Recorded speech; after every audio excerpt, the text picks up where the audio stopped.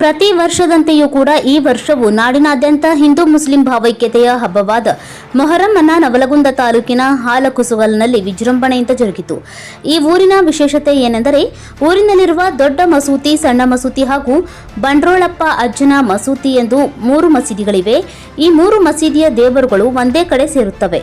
ಹೆಚ್ಚಿನ ವೈಶಿಷ್ಟ್ಯತೆಯನ್ನ ಬಂಡ್ರೋಳಪ್ಪ ಮಸೂತಿಯಲ್ಲಿ ಸುತ್ತಮುತ್ತಲಿನ ಊರಿಗೆ ದೇವರ ಸ್ವರೂಪವಾಗಿರುವ ಮಹದೇವಪ್ಪಜ್ಜನ ಮೈಯಲ್ಲಿ ಈ ಬಂಡ್ರೋಳಪ್ಪ ಅಜ್ಜ ಆಹ್ವಾನಿಸುತ್ತಾನೆ ಎಂದು ಇಲ್ಲಿನ ಜನರ ನಂಬಿಕೆ. ಮಹದೇವಪ್ಪಜ್ಜ ಈಗ ಸುಮಾರು 82 ವಯಸ್ಸು. ಇಳಿ ವಯಸ್ಸಿನಲ್ಲೂ ಕೂಡ ಯುವಕರು ನಾಚುವಂತೆ ದೇವರನ್ನ ಹೊರುತ್ತಾನೆ. ಮಹದೇವಪ್ಪಜ್ಜ ದೇವರ ಮೂರ್ತಿಯನ್ನ ಮೇಲೆ ತೂರಿದಾಗ ಸಹಸ್ರಾರು ಜನ ಕೂಡ ಸ್ತಬ್ಧರಾಗ್ತಾರೆ.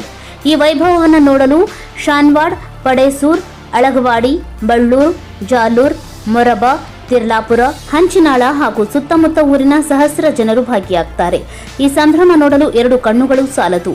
ಇಲ್ಲಿ ಹಿಂದೂ ಮುಸ್ಲಿಂ ಎನ್ನುವ ಭೇದ ಭಾವ ಇರುವುದಿಲ್ಲ. ಭಾವೈಕ್ಯತೆಯ ಸಂಕೇತ ಇಲ್ಲಿ ಉಕ್ಕಿ ಹರಿಯುತ್ತೆ. ಆನಂದ್ ಬೆಳಗಲ್, ಕರಾಳ ಸತ್ಯ ನ್ಯೂಸ್, ಹುಬ್ಬಳ್ಳಿ.